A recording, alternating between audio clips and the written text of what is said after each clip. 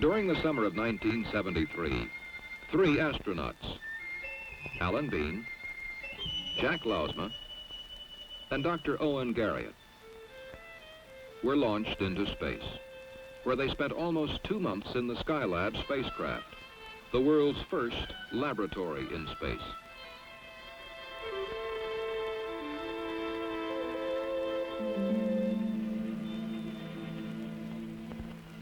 The crew performed a variety of scientific experiments and demonstrations. The onboard scientist, officially designated a scientist pilot, was Dr. Owen Garriott, a former professor of electrical engineering and an astronaut since 1965.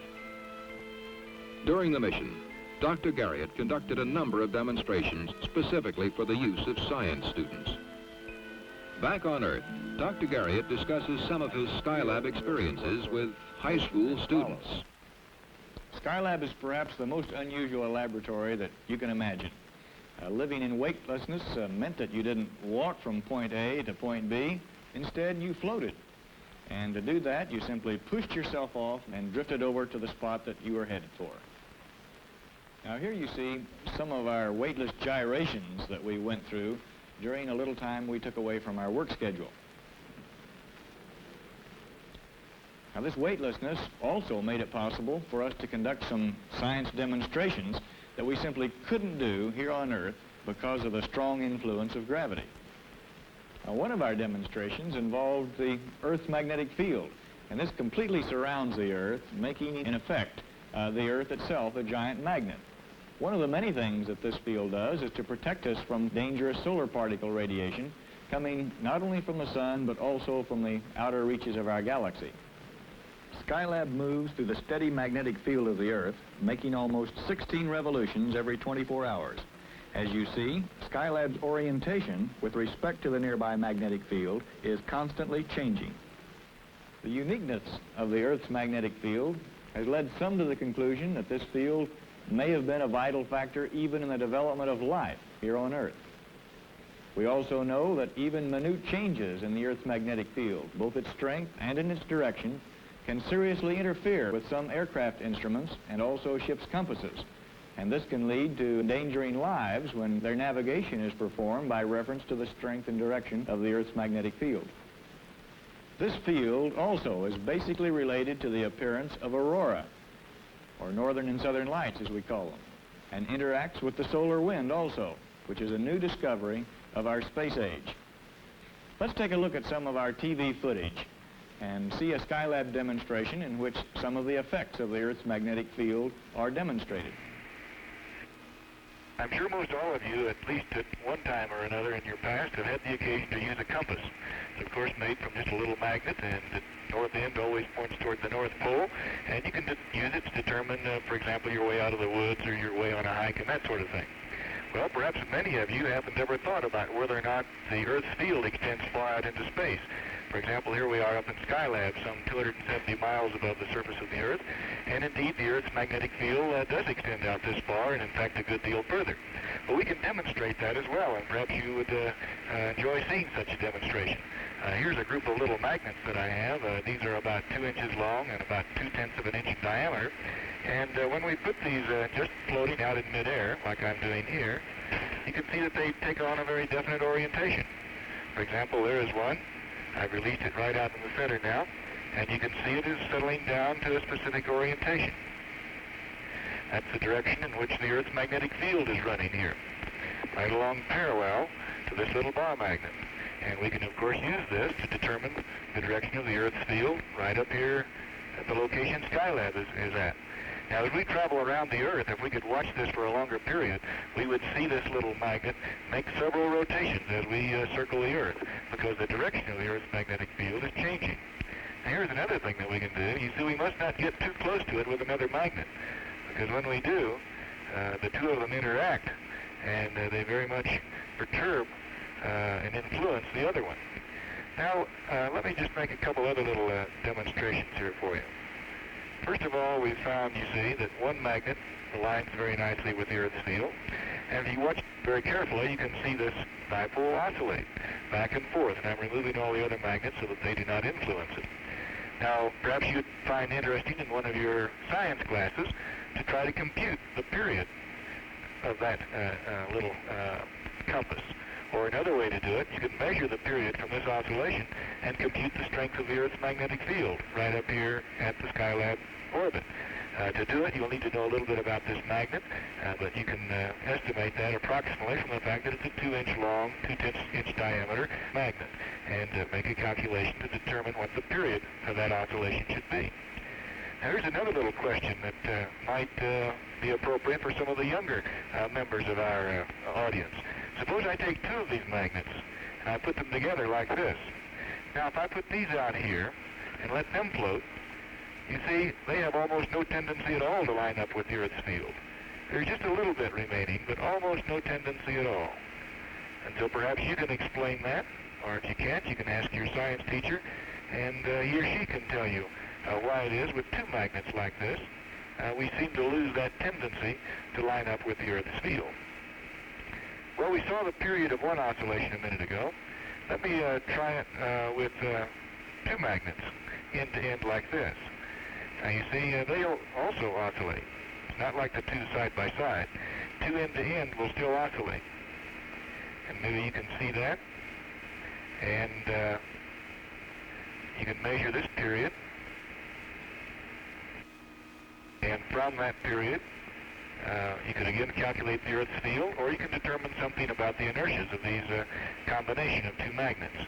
And I'll leave that for another calculation for your science class. Now we'll give you a close-up look at the oscillation of one magnet. Put it back in the center.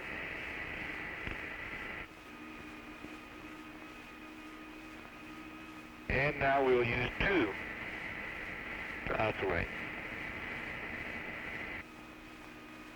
And you see the period of this oscillation is a good deal more slow when we have two of them together. And we can extend that even to three rods if we like.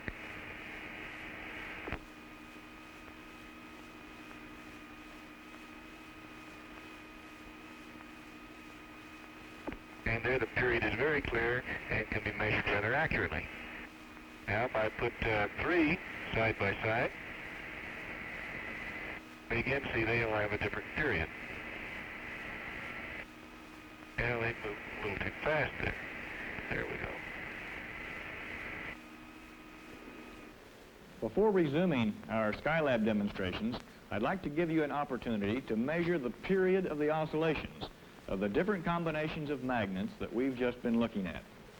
Now, after you've measured these periods and the film is ended, your instructor will supply you with the other data that are needed to calculate either the moment of inertia or the strength of the Earth's magnetic field from our Skylab location up in space. Now, here's how I would suggest that you make the measurement of the period of these oscillations. Now, this little pin that I'm going to show you here will represent the dipole that you've just seen, and in my other hand, I've got a stopwatch. And so the way I would measure that period is to wait until the dipole has tipped to one extreme of its motion and more or less stopped, ready to turn around, and at that point, start your stopwatch. And then measure at least one, or if there is time, perhaps two, or even three oscillations of the dipole, and then stop the stopwatch. Now, I've just simulated there, for example, measuring three of the oscillations, and my stopwatch reads 10.5 seconds. And so the period, dividing 10.5 by 3, gives us 3.5 seconds per oscillation of the dipole. And then you'll want to go back, of course, and measure that period for each of the various combinations of magnets that we've just been looking at. First, let's make a dry run. Start your stopwatch precisely when you see the dot and hear the tone.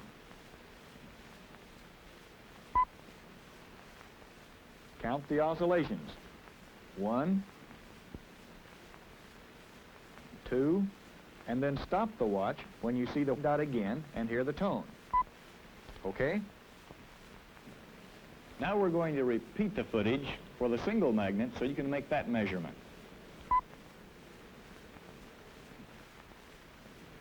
When you're through, write down the measurement on your paper, and then we can measure the period of the oscillations for two magnets.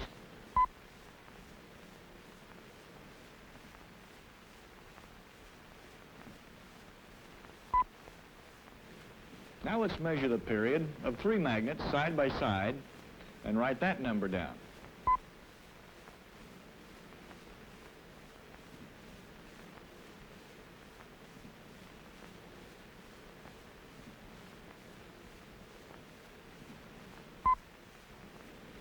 Then finally, we'll measure the period of the 3 magnets when they're placed end to end in a long single dipole.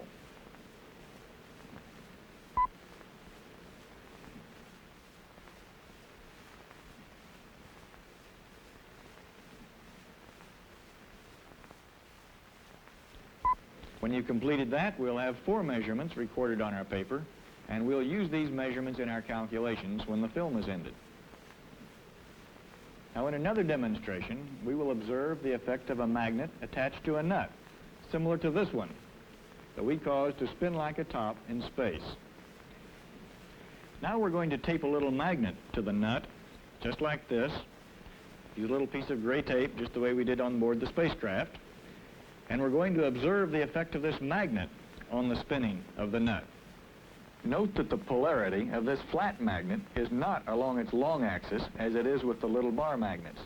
Instead, the north and south poles are located on the flat sides.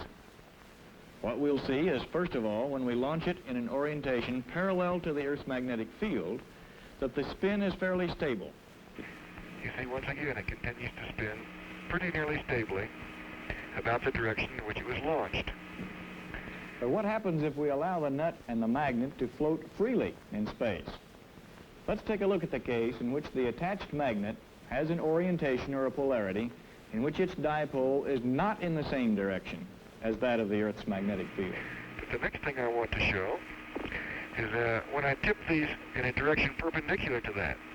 If it's not spinning, watch what it does. You see, it tips right over and turns parallel to the Earth's field so that its spin axis, or its axis through the disk, is oriented with the Earth's field just the way it was before.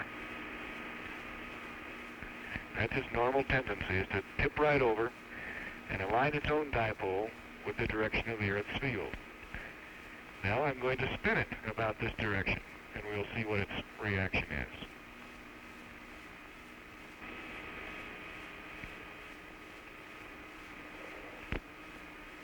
All right, now it's more or less spin axis perpendicular to the Earth's field at this point. Now, we may have to watch this for just a minute here, but the thing that I want you to observe is the fact that its spin axis is tipping over in another direction.